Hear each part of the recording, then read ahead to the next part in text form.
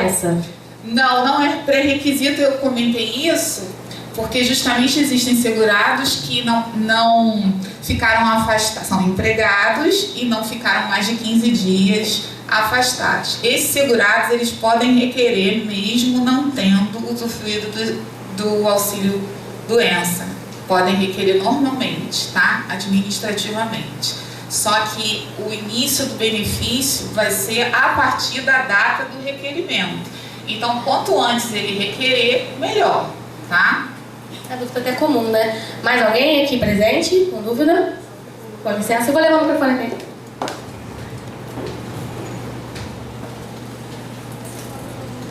Bom dia. Eu fiquei com uma questão sobre o acidente, não precisa necessariamente um acidente de trabalho. Não, não precisa. Mas esse auxílio, ele independe se a pessoa que vai receber o auxílio der causa ao auxílio? Ou isso não tem nada a ver? Não entendi, pode repetir? Causa ao acidente. Se ele deu causa ao acidente? Não, sempre tem que ter a relação, o nexo causal entre a sequela e o acidente. Agora, quem provocou o acidente, isso aí depende. Isso não vai entrar em julgamento. A perícia médica não vai entrar em julgamento sobre isso, tá? Tem problema. Obrigado.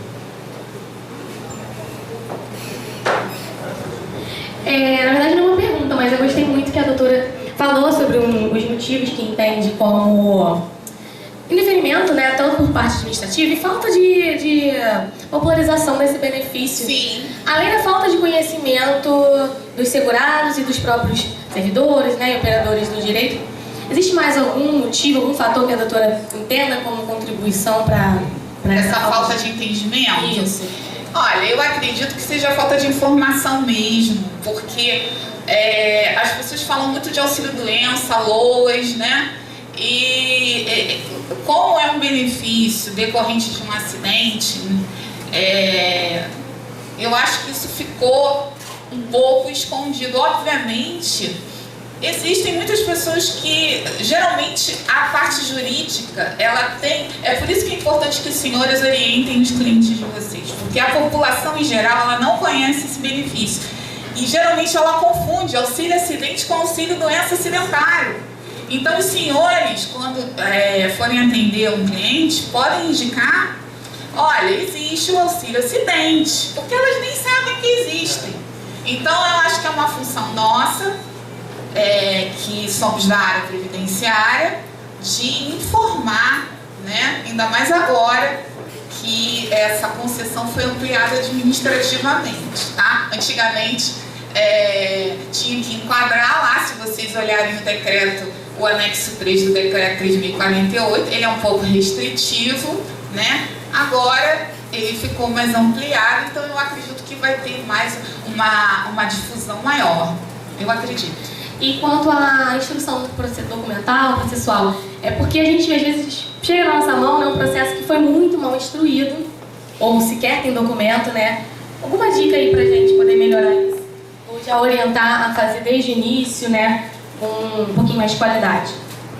Olha, eu acho que os segurados em geral, eles não têm, eles têm que ser orientados a procurar o maior número de provas possíveis, tá? Não tenho, geralmente, eu perdi, perdeu e tal. Procurem no hospital que foi atendido, peça o seu médico para emitir um laudo explicando, olha, ele tem essa doença desde o dia tal, quando ele sofreu a fratura tal, do acidente tal. Leve mais de uma fonte, porque às vezes, tanto judicialmente quanto administrativamente, se você levar mais uma fonte dizendo a mesma coisa, mais convicção, tanto o perito médico federal quanto o perito judicial vai ter convicção que aquela sequela decorre daquele acidente. Respondido? Perfeito, respondido. Mais um aqui online, tá? Do Dr. Ramon.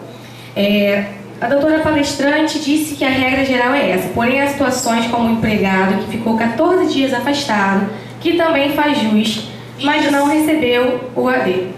Eu acho que eu já respondi essa pergunta. Ele pode requerer, não é obrigatório que passe por auxílio-doença. Quando o segurado passa por auxílio-doença, existe ainda a possibilidade da concessão ser automática do perito indicar sem ele mesmo ter pedido, tá?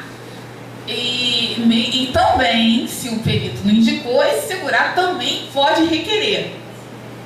Tanto o que esteve em auxílio-doença, quanto o que não esteve em auxílio-doença, porque o afastamento é inferior a 15 dias e ele é empregado, ele pode pedir o auxílio-acidente se essa sequela reduziu a capacidade dele de trabalho e está relacionada a um acidente de qualquer natureza.